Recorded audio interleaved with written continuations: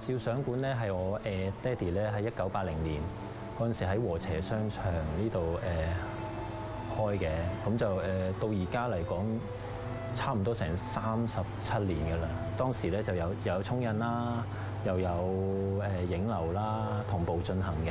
咁但係到而家咧，咁就有少少又還原翻基本步啦，又去翻呢個純影樓個形式咁樣去做啦。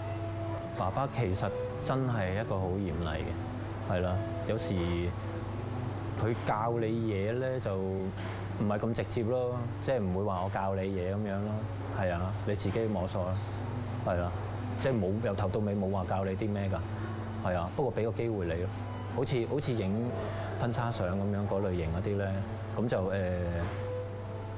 好老實喺嗰陣時嗰個年代咧，唔係用數碼相機啊咁方便啊咁樣，而家係唔係都可以拿出街幫人影啊？嗰陣時用120底㗎嘛，所以其實咧每一卷咧都係燒緊銀紙嘅。如果你衰咗咧就唔掂㗎啦。同埋咧，如果你衰咗咧就大件事，係冇要人哋再翻嚟再影，所以係冇 take two 㗎嚇，所以唔衰得嘅，簡單啲講係啦。咁要有呢啲咁嘅經驗喺度咯。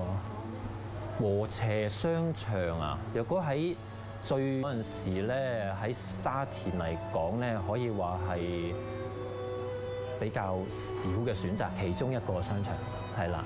咁就當時嚟講咧，就好多人嘅，即係嗰陣時有吉利士啦。如果真係好耐嘅沙田友咧，絕對係記得有間叫吉利士嘅百貨啦。屋邨商場人情味濃啲，的而且確係舊時係嘅，真嘅係啦，係街坊啲嘅。係依個真㗎嚇，係啦。不過你話到呢一刻嚟講，就有少少唔同啦。其實個情況等於舊時屋邨相處，大家係咪？喂，今日煲湯啊，匹碗隔離飲下咩太啊陳太咁樣，梗係有呢啲啦。但係而家就即係比較少啲啊，係啦。舊時你都有聽過話大家都冇閂門嘅，啲小朋友咪走來走去兩個單位咪走嚟走去玩咯。而家講私人屋邨，隔離姓乜都唔知，即係講真嗰句係啦，呢個事實嚟㗎嘛，唔同咗個世界係啦。